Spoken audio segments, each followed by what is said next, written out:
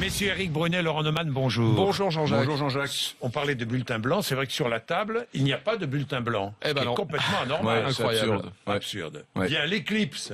Certaines classes seront confinées.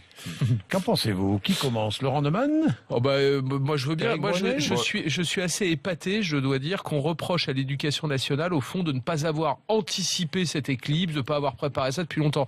Mais attendez, l'éducation elle se fait dans la classe et chaque prof décide de ce qu'il va utiliser dans l'actualité autour de lui pour faire de la pédagogie. Il y a des profs qui vont le faire ce matin. J'ai vu que dans les Côtes d'Armor, certaines classes allaient aller voir les grandes marées, d'autres allaient voir l'éclipse qu'on avait prévu les lunettes et d'autres pas. Et souvenez-vous de votre enfance, vous avez croisé des profs qui étaient super pédagogues et puis d'autres qui l'étaient moins. Mais bon sang de bonsoir, c'est pas à l'éducation nationale à Paris d'en haut de décider de tout ce qui va se passer dans toute la France, partout. Enfin, il me semble. Et je suis sûr que le libéral Éric Brunet va me dire, mais Laurent, ça y est, vous êtes converti au libéralisme, formidable. Il dit que l'éducation nationale a fait tout et son contraire. D'abord, il y a une information nationale qui disait il faut observer l'éclipse en sécurité. Ça, c'est l'éducation nationale, Paris, qui dit ça il y a quelques mois à tous les profs, à tous les rectorats. Puis ça c'est bien ça. Ensuite, bien sûr, il y a des notes départementales qui disent oh là là, surtout pas. Finalement, il faut confiner les élèves dans des classes,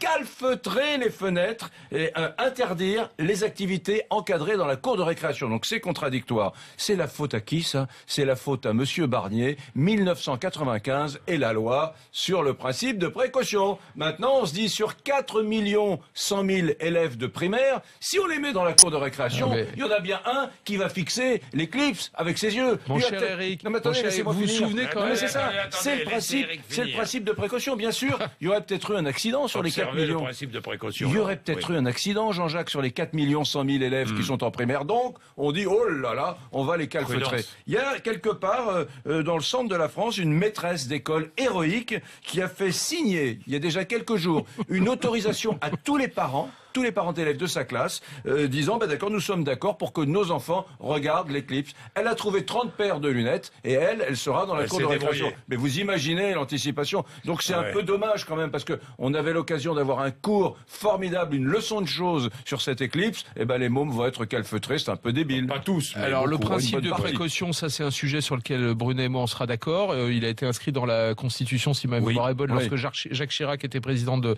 la République. Absurde. Ça a des effets absolument absurde, c'est vrai. Mais encore une fois, ça dépend des profs. Et puis, n'oubliez pas la manière dont fonctionnent les parents d'élèves. Moi, je me souviens que sur les rythmes scolaires, on a vu des parents d'élèves s'enchaîner aux grilles des écoles. Vous imaginez s'il y a un cas d'enfant qui a regardé l'éclipse sans ses lunettes et dont les yeux sont abîmés. Mais qu'est-ce qu'on va entendre? Procès, recours, etc. Bon, très bien. Et Eric dira, quand même, ces profs, ils sont inconséquents d'avoir laissé les élèves descendre dans la... Et vous auriez raison. Donc, la vérité, c'est quoi? La vérité, c'est que c'est l'initiative individuelle. Mais oui, chaque prof devant sa classe est capable de dire si oui ou non, il peut se servir de ça. Et arrêtez de penser que l'éducation nationale va décider de tout, même de l'éclipse. Non, mais vous me ravissez quand vous dites ça, mais je vais aller plus loin. On est en ce moment, aujourd'hui, dans les écoles, sous le régi par le PPMS. Là. Ce matin, le PPMS, c'est le plan particulier de mise en sécurité allégée. C'est-à-dire, toutes les écoles de France sont sous le PPMS. C'est-à-dire, ce matin, c'est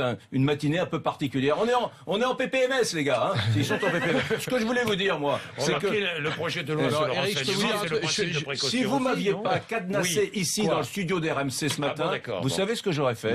J'aurais pris mes deux filles, je les aurais empêchées d'aller à l'école et je leur aurais montré l'éclipse. Ça aurait été beaucoup plus pédagogique qu'être calfeutré dans la classe. Voilà. Alors moi je vais donner un conseil à Eric. En sortant du studio, et on peut le dire à tous les auditeurs, vous allez devant votre télévision et c'est là où vous verrez l'éclipse dans les meilleures conditions partout. Merci, messieurs, merci.